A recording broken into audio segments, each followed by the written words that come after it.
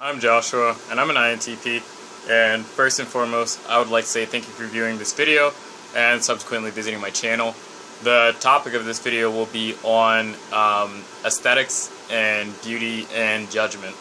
And so I've made a video in the past talking about art and what I think art is, and so it should be communicated to my viewership that I do appreciate aesthetics, and I frequently find myself indulging in aesthetic things from art, poetry to music, movies, and literature, and I greatly value and prize aesthetics. And so it's with that preface made that and the subject of this video, I would like to talk about, I suppose, the architecture of aesthetic judgment, and how analyzing some of this architecture from an evolutionary standpoint can shed some light on the question of, is beauty really objective, and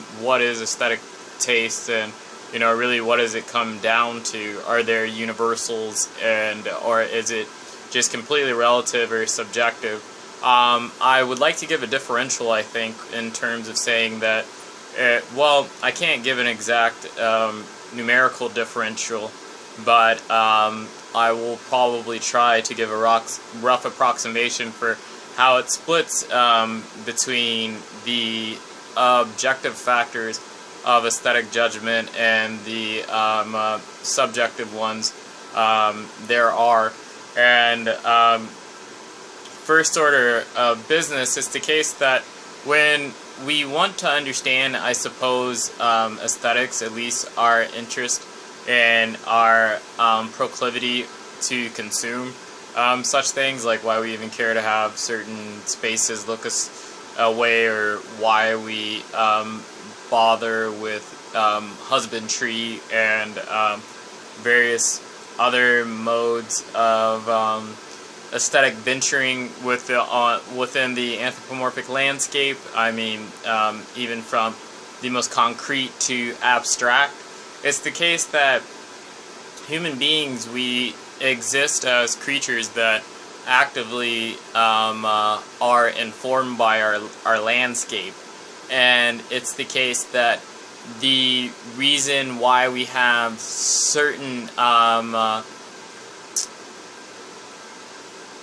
emotional and qualitative responses to certain sense perceptions within a given landscape is because those things have been salient to our success and our history as a species. It's the case that if when you're looking at, I suppose, the impressionistic landscape, not in terms of the art impressionistic movement, but just in terms of the human impressionistic landscape of human cognition, it's the case that most of why we respond to things in the way in which we do is embedded in a context that long precedes our existence now as individuals, and even our existence prior to just the dawn of human beings as we know them. And it's the case that the landscapes, it's also why we do like landscape paintings, and we do have a good sort of joy and relation for sunny and bright things, and those things are oftentimes attributed to positive emotion. And it's not just because it's not happenstance. Well, at least I don't think it's happenstance. I think it's because you're more likely, it's springtime, which most fruits give their vegetation. It's the summertime when most offspring have grown, and it's the case that the animals are in between, like, their migratory and their stationary periods, so there's a better likelihood that you're going to catch something. There's more living things in the world, period, and living things in general tend to congregate around other living things, period. Wherever it is you find one type of living thing, you usually find more types of living things, because as something's alive, they have essentially the same basic needs, and it's the case that all of these things are cofactors into the reason why we tend to be responsive to the ways in which the environment is shaped and the way it looks. We have a legitimate response because those things either approximate us to what we want as organisms in our self-conserving instincts, or are looking to grow or find mates and whatnot. And so that's why the disposition to even be influenced by the world in a very qualitative way is there in the first place, because I mean it's just basically because we're organisms, and certain landscapes and certain effects within the environment are tied to landscapes, seasons, and coloration, hue, brightness, darkness, shading. All of these things, they're all tied into those things. It's a very long trekking of just the recesses of the minds of our sojourning through the world, if you will, as beings. What it means for us to be extant in the world from a phenomenological sense, but absolutely in the most literalist sense of the history of the unfoldings. So that's why we can even be receptive or have the impressionistic landscape. And so that's also why we care to judge in the first place, because the impressions push themselves, or I guess lend themselves to a set of value judgments. And so this is where it gets tricky, because why we have different schools of art and why we value things in the first place, it's tricky, because there are general things that every human being values. That's why there are general objective things in terms of the appraisal of beauty or art, whether or not somebody wants to believe there's such things. There is. And then a lot of it is contextually dependent in terms of you're a creature of culture, you're a creature of your own personal history, in terms of your familial unit and your community, and there has been the schools and the modes of art and expression that have existed before you, and you're looking at one long chain of history when you're looking at whatever you're looking at in the now in some way. And so it's the case that you have just a great bit of differentiation. But the first thing I would like to say is that it's still the factor of judgment, even in its tying to the value metrics, is something of a selection process. And we're very judicious in our selection processes, and we're choosy as creatures, because not everything is fruitful for us to consume, and not every partner is fruitful in terms of the success of our offspring. And so it's the case that we choose to be the same vehicles that exist in the lowest centers of our brain, that tells us yay or nay when we're looking at somebody to potentially get intimate with, or if we're looking at a nice piece of fruit, or we're looking at what would be the best juicy cow to kill, or what would be the best I guess gazelle to hunt out of the pack, or what would be the most appropriate thing to kill, what would be the most appropriate thing to farm or to grab or to snag, and what would be the best thing to have sex with. Basically, all of that architecture comes together to give a greater taste for various forms of phenotypic variances in fruit and animals. And one thing that's interesting about phenotypic variances is that they ascribe themselves to mathematical symmetries. That's something, lo and behold, we found like rather recently, I guess like 20 some odd years ago or 30 some odd years ago. And it's the 30 some odd years ago, something like that. Might be older, but it's the case that that's part of the first reasons why we tend to like certain things. We can be affected because we're impressionistic in the first place, so that's why we even care to have sort of a disposition towards aesthetics, period, if you will.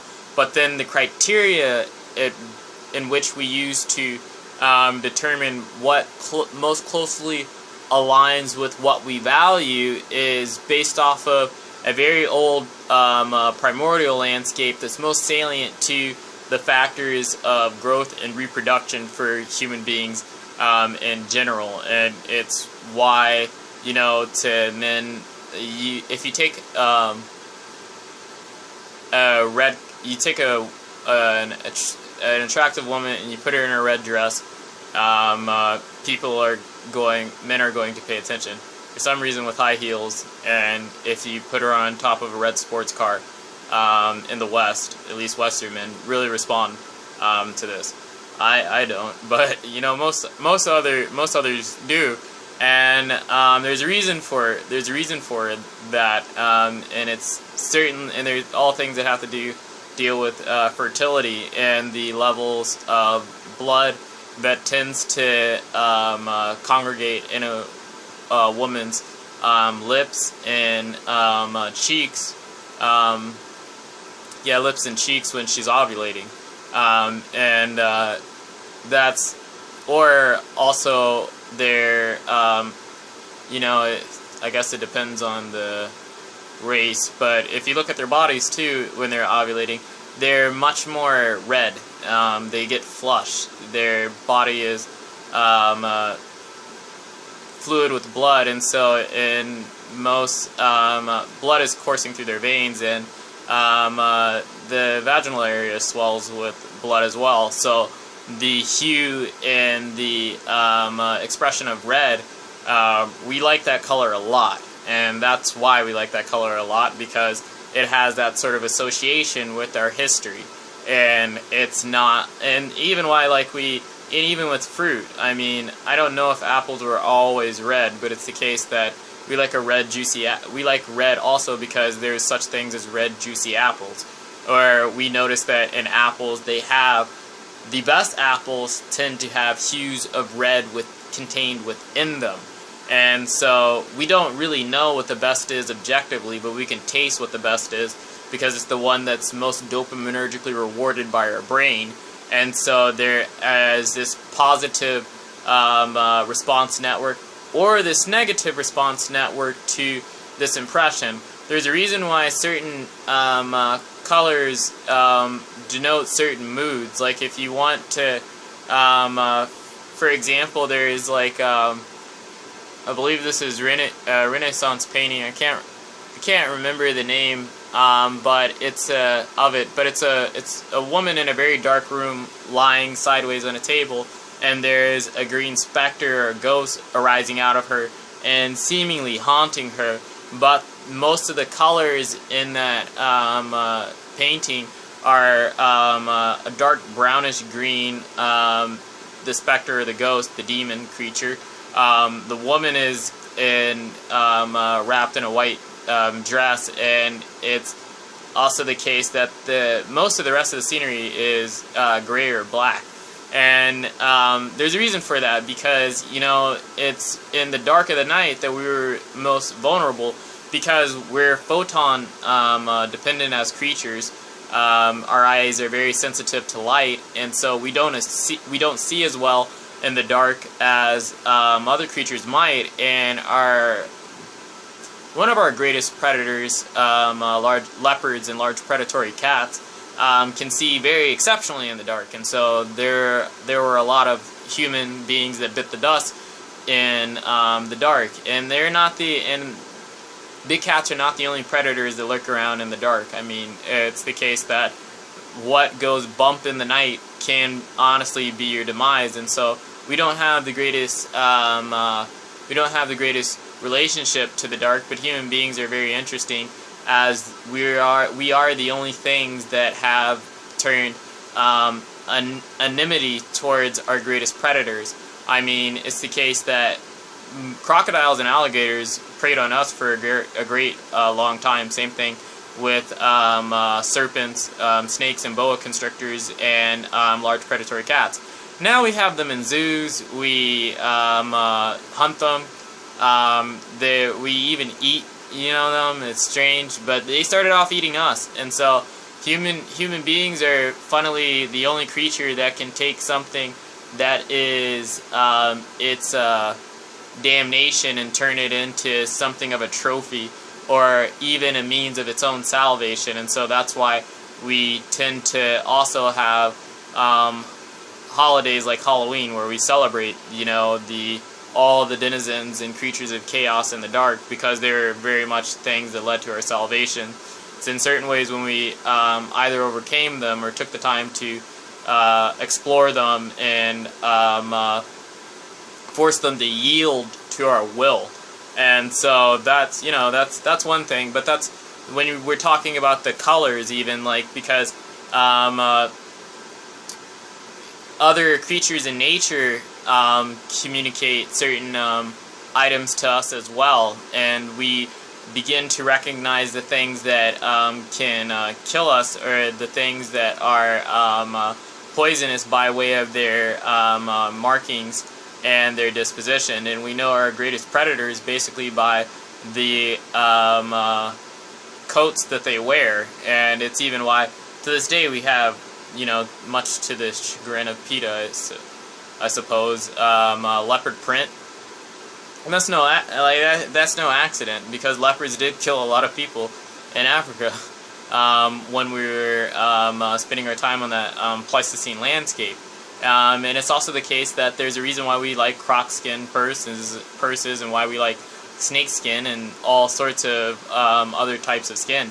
And we choose to wear those things as our means of ornamentation, and that's very much old. But it's also why we tend to have certain associations with certain colors. It's also the case that things that tend to make us sick, like our own fecal matter, is a kind of gray, greenish, if you're healthy. Gray-greenish, brown-greenish, not super green, but it's like, whatever.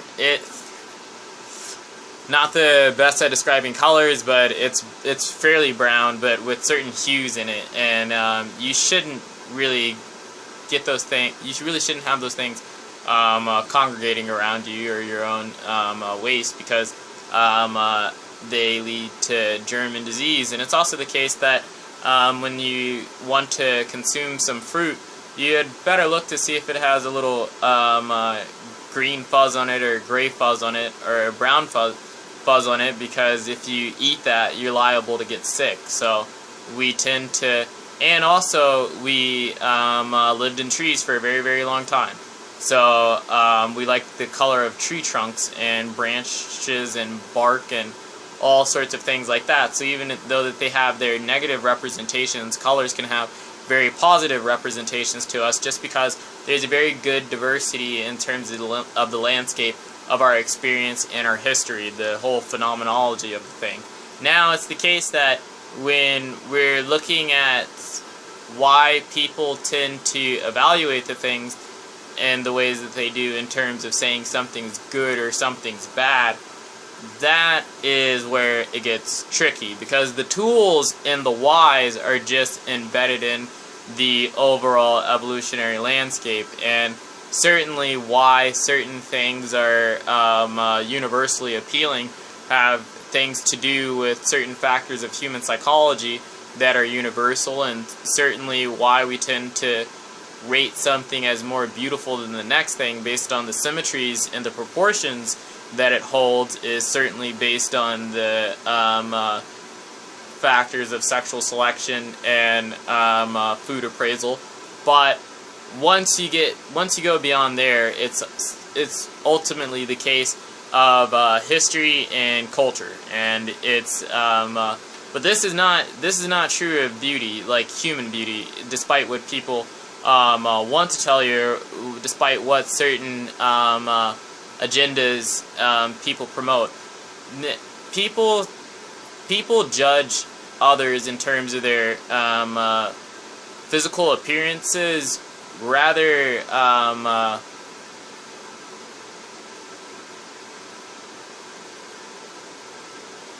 consistently. I mean, like, it's the case that most people, and I'll be very specific in what I mean by consistently, there's a reason why we have different words for expressing like a similar quality in a thing, and it's the case that if you meet somebody who is exceptionally beautiful, everybody knows that that person is exceptionally beautiful. Not everybody might be interested in that person. Everybody might not be sexually interested, and that's what I mean by interested in the person. Everybody might not be sexually interested in that person, and everybody might not be motivated to see that person in the world or to win that person's favor over, because not everybody wants them as a mate. But it doesn't. But there's multiple reasons for that. But it is the clear case that you do have a center in your brain that just rewards you for looking at somebody who is aesthetically appealing, and that's why we have an industry like supermodels and things like and models period and things like that. And it's the case as well that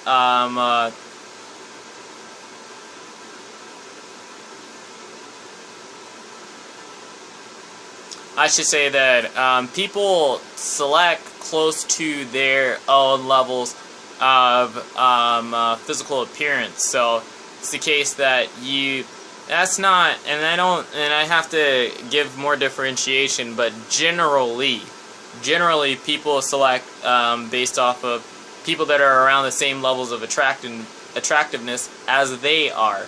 Now, there's different means in which women and men appraise what is attractive in another individual, and not all of those things are physically instantiated, particularly for women. Women are not nearly to the same degree, but men more so. But they do have the same architecture. And a woman can tell you a pretty boy when she sees a pretty boy, or a beautiful man when she sees a pretty man, but she might not be interested in him for multiple reasons, because women tend to appraise things from a cultural standpoint and care about certain markers that are not completely physiologically based or physically dependent. Though they have the same things, and men mostly just care about physical things, and we know this, but that's to say that, you know, no matter what somebody wants to tell you that beauty is relative, that's not true. I mean, it is true in the sense that not every person has the same degree of physical attractiveness for multiple reasons, but it's the case that if and cultures evaluate things differently. That is true, that different cultures evaluate different things, but it is the case that there are some universal features, like whether or not you're talking about a man or a woman, from sex to sex, or even within the same sex, that people will just appraise that person more highly in terms of their overall physical appearance, whether they be a man or a woman. And there are different things for men, and there are different things for women, but it's the case that they are there, and that's also why you have it such that some people are more universally attractive than other people. Like, and I guess if you're dealing with universal overall attractiveness, it's not the case that that's something that's very relative. I mean, it's really not. But it's the, yeah, But there are certain factors, and if you want to know what those factors are, you can go look up papers on human sexuality in terms of mate selection. But even like with the whole thing that feminists show how the image of women have changed in the West over time is not very accurate. The average woman really hasn't changed all that much, and even with the change in female representation I guess in media, it's the case that things like hip and waist ratio stay the same. And anytime they try to use Renaissance realistic art as their basis for their arguments, that you shouldn't listen, because most of the models are male, and that's why they have the appearances that they have. But that's because it was illegal for whatever reason during that time. I guess because it was super conservative or whatever. You couldn't hire females to model as females in paintings. You know, as weird as that is, like that was a thing. And so it's the case that whenever you look at if you want to know how people really appraise one another and what they view as beautiful or not, you should just look at the general population. And it's the case that if you were to, well, and I mean, like, it's how should I put this, like, most people think differently, you know, to some degree, but it is, funnily enough, the case that if you look at a population and you look at who everybody else wants to get with, that's a close approximation. And it's usually the case that it's not like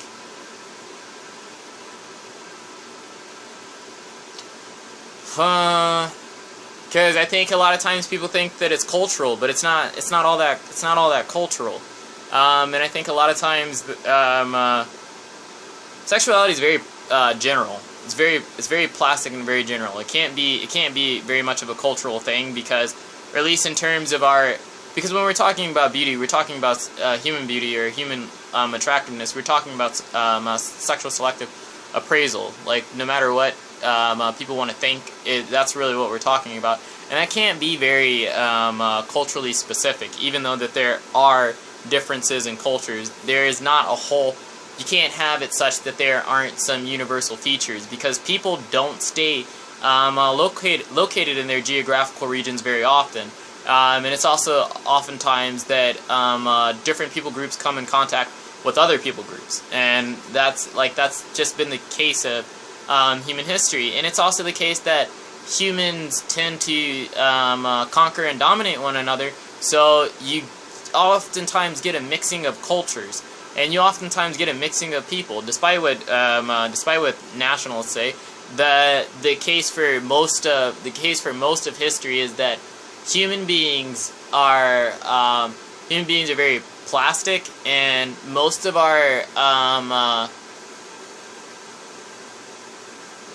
the mechanisms that have made us what we are now are very general, very, very general. And despite what a feminist or a lot of other idealists want to tell you, it doesn't care about the rules of culture. Like, it really doesn't. And it's the case that you can find, I mean, there are just certain features. I'll just say that. I'll just say that. And so that's to say that beauty is not necessarily objective, but it's relative, and it's very much a trait like any other trait, and it's going to be appraised relatively in the same ways from person to person, but it's not going to be acted on in the same ways in the environment, because people are comparative, and it's the case too that people are competitive. And just like most extreme representations of any trait is rare, extremely beautiful people are rare. Like, they really are. I mean, like, they're a commodity and a resource, just like any other any other thing, and so they're going to be sought after and highly coveted. That bothers the hell out of people, you know, for multiple reasons, because we care about status and different things like that. But it's just it's the truth, and it's the reality that not everybody's a winner in that game. It's just not everybody is, and that's to say that it's subjective as sexual selection is.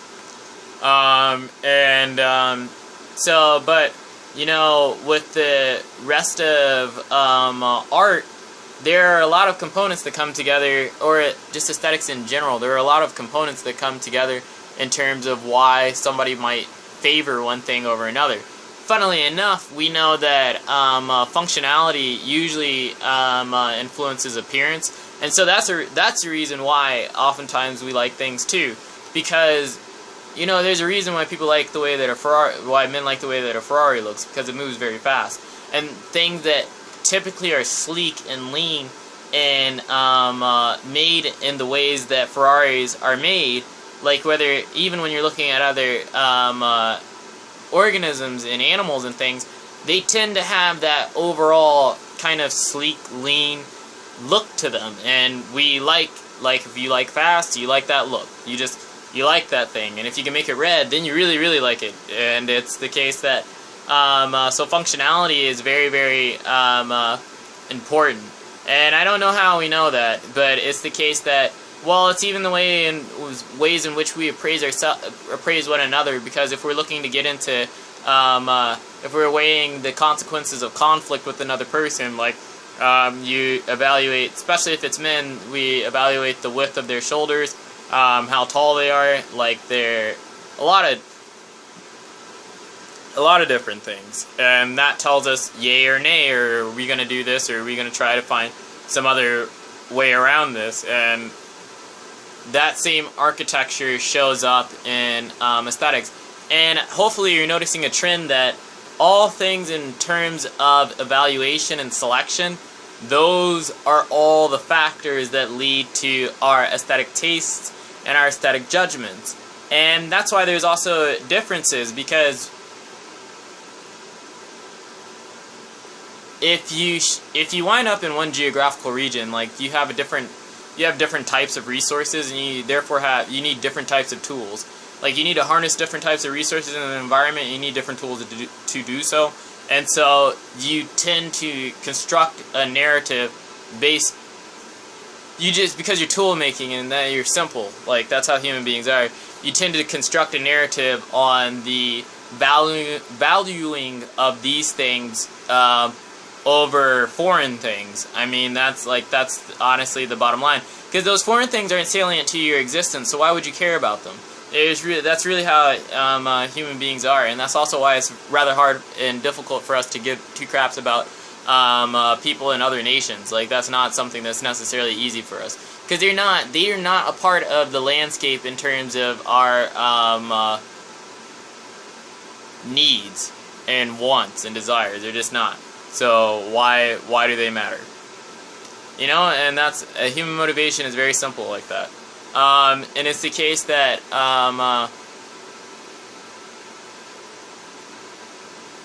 more so history, because you know, art in various fields are disciplines of knowledge in of themselves, and they continually progress.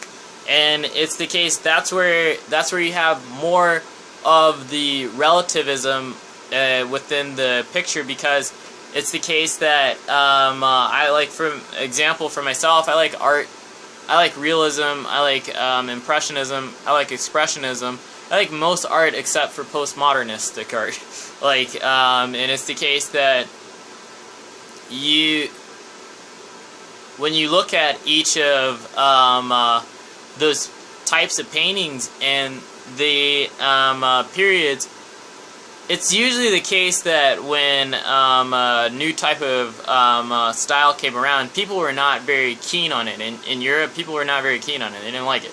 And it's the case that with time, over time, it became an accepted thing. But that's also a factor. We're constantly updating our models in terms of what's acceptable and what's not acceptable. So we have different cultural means of appraising things that are not predicated on their functionality, but the subjective landscape and evolutions of our cultures. And feminists are right about that in terms of whether or not women do change in their appearance. Like, they do change in their appearance in superficial ways, but there are some very non-superficial ways in which they don't change at all, whatsoever. Even if they change in the overall skinniness of the model, they do not change in certain other dimensions. Like, because symmetries and proportions don't work in the, I mean, it's like a triangle. You can have two triangles of different sizes, but they share all the same angles and proportions. They're symmetric, and that's how models tend to be. And whether or not people like that or not, it's the truth. And it's the case that that's how aesthetics work. And then there is the individual landscape, and that's why it's even more subjective. But because with the individual landscape, you have a whole set of experiences. You have your familial environment. You have the community that you're a part of. You have your beliefs and different interests that influence all of your tendencies to appraise something. And you have temperamental variances. I mean, like, if you're open versus whether or not you're more conscientious and conservative, you're going to like different types of art. Like, I like art that people would consider bizarre, but I know a lot of people don't like bizarre art, and you got to be pretty open to like that stuff. And if you're not going to like it. And it's also the case that